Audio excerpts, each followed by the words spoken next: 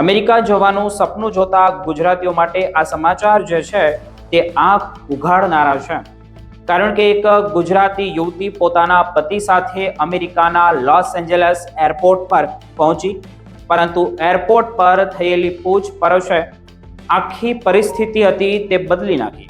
મળતી માહિતી પ્રમાણે 24 વર્ષની આ યુવતી જ્યારે પોતાના પતિ સાથે LA એરપોર્ટ પર પહોંચી ત્યારે ઇમિગ્રેશન અધિકારીને યુવતી ગર્ભવતી હોવાની શંકા ગઈ.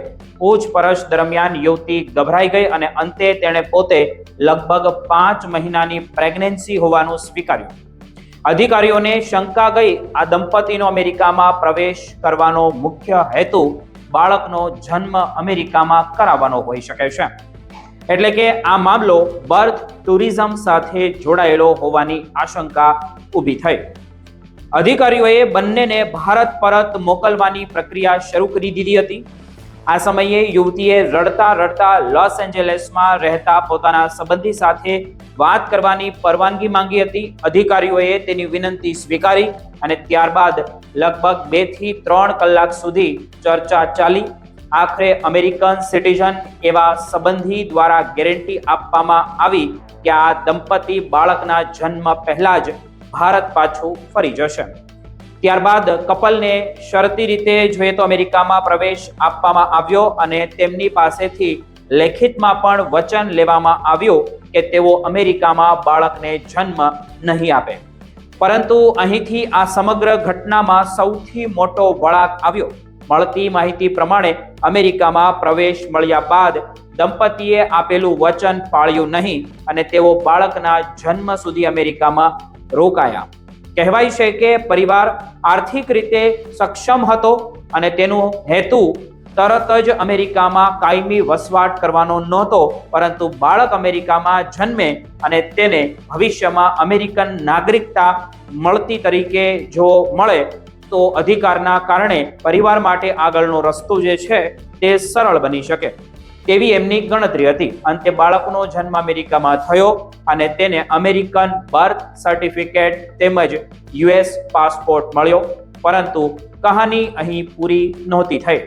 બાળકના જન્મ બાદ જ્યારે પતિ પત્ની ભારત પરત જવા માટે એરપોર્ટ પહોંચ્યા ત્યારે ઇમિગ્રેશન અધિકારીઓએ તેમને અટકાવ્યા. અગાઉ અમેરિકામાં પ્રવેશ સમયે આપેલા લેખિત વચનો અને ઇમિગ્રેશન નિયમોના ભંગને ગંભીરતાથી લેવામાં આવ્યો અને તેમના વિઝિટર વિઝા રદ કરી દેવામાં આવ્યા.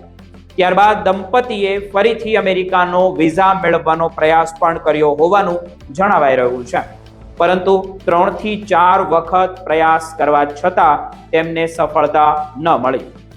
આ ઘટના બર્થ ટુરિઝમને લઈને અમેરિકામાં ચાલી રહેલી કડક ચર્ચા તરફ પણ ધ્યાન ખેંચે છે.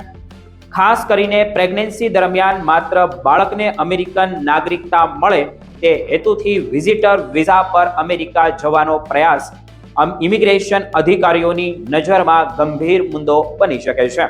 ટ્રમ્પ પ્રશાસને પણ બર્થ રાઇટ સિટીઝનશીપ અને બર્થ ટુરિઝમ સાથે જોઈએ તો કડક વલણ અપનાવ્યું હોય તેવું આપણે જોઈ રહ્યા છીએ, જેમના કારણે આવા કેસોમાં તપાસ વધુ ને વધુ કડક બનવાની શક્યતા પણ દેખાઈ રહી છે. ગુજરાતીઓમાં અમેરિકન સિટીઝનશીપને લઈને ભારે આકર્ષણ છે અને કેટલાક લોકો બાળકના ભવિષ્યને ધ્યાનમાં રાખીને અમેરિકામાં ડિલિવરી કરાવવાનું આયોજન કરતા હોવાના કિસ્સાઓ સામે આવતા રહે છે. પરંતુ આ ઘટનામાં સૌથી મોટો પાઠ તો એ છે કે અમેરિકામાં બાળકનો જન્મ કરાવવાથી માત્ર ને માત્ર બાળકને મળતા નાગરિક અધિકારો જ મહત્વના નથી, પરંતુ માતા પિતાની સમગ્ર ઇમિગ્રેશન હિસ્ટ્રી પણ ભવિષ્યમાં મહત્વની બની શકે છે. સામાન્ય રીતે અમેરિકન સિટીઝન બાળક 21 વર્ષની ઉંમરે પૂર્ણ કર્યા બાદ ચોક્કસ કાનૂની શરતો હેઠળ પોતાના માતા પિતાને ઇમિગ્રેટ્સ વિઝા માટે સ્પોન્સર કરી શકે છે, પરંતુ અગાઉના ઇમિગ્રેશન ઉલ્લંઘન, ખોટી રજૂઆત અથવા વિઝા શરતોના ભંગ જેવી બાબતો ભવિષ્યની ઇમિગ્રેશન પ્રક્રિયામાં ગંભીર પ્રશ્નો પણ ઊભા કરી શકે છે. એટલે અમેરિકા જવાનું સપનું જોતા દરેક ગુજરાતી પરિવારે સમજવું ખૂબ જરૂરી છે કે વિઝિટર વિઝા પર અમેરિકા જવું અને ત્યાં જઈને ઇમિગ્રેશનના મૂળ હેતુથી અલગ રીતે રહેવું ગંભીર પરિણામો પણ લાવી શકે છે.